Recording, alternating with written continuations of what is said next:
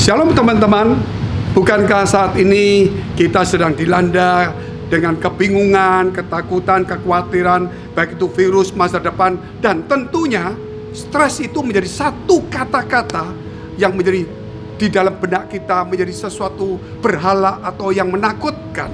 Nah, bagaimana caranya kita bisa lepas dari stres dan hidup bahagia? Yang pertama, mari kita mulai datang kepada Tuhan. Belajar untuk datang kepada Tuhan, saudara.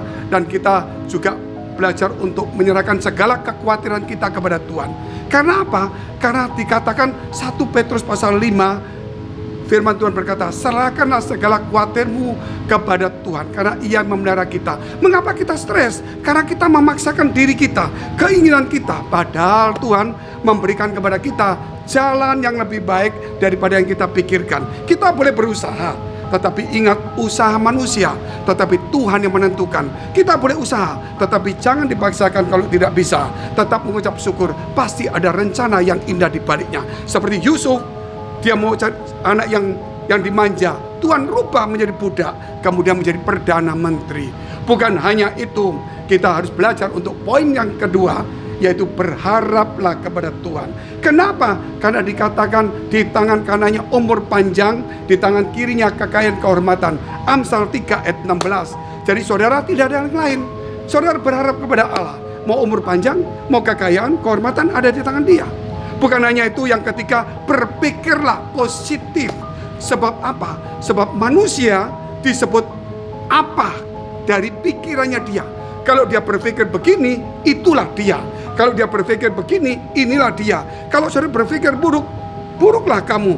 Kalau kamu berpikir positif, engkaulah itu. Oleh karena itu, firman Tuhan berkata, ketika Daud memikirkan sesuatu yang buruk, maka Daud berkata, apa yang kupikirkan, yang kutakutkan, itu yang terjadi. Jangan seperti itu. Dan yang keempat, saudara, mari kita belajar untuk mulai melakukan apa yang Tuhan mau. Dan yang keempat adalah memilah-milah persoalan. Contohnya persoalan, kalau kita kena masalah, saudara, atau kalau kita sedang bekerja, jangan kita terus berdoa nggak kerja. Jadi kita pilih apa yang perlu kita bawa kepada Tuhan dan apa yang perlu kita kerjakan. Jangan waktu kita kerja kita cari Tuhan, waktu cari Tuhan kita kerja, itu kesalahan. Contoh-contoh yang sedang saya latih kepada jemaat. Kalau kita kerja, tunjukkan profesionalmu. Bukan tunjukkan keagamaanmu. Kita pakai salib yang besar, kita pakai baju keagamaan, tidak ada gunanya. Karena apa? Karena yang dibutuhkan adalah hasil kerjanya. Soal hubungan dengan Tuhan adalah hubungan pribadi. Oleh karena itu, ketika kita stres, kembali kepada visi. Tuhan Yesus memberi contoh. Ketika dia di Taman Getsemani, dia berkeringat seperti darah. Namun dia berkata, kehendakmu yang jadi. Inilah jalan keluarnya, supaya kita bahagia. Sampai jumpa. Nah, don't forget, like, share, subscribe YouTube channel Best Church. Sampai jumpa. Tuhan Yesus memberkati.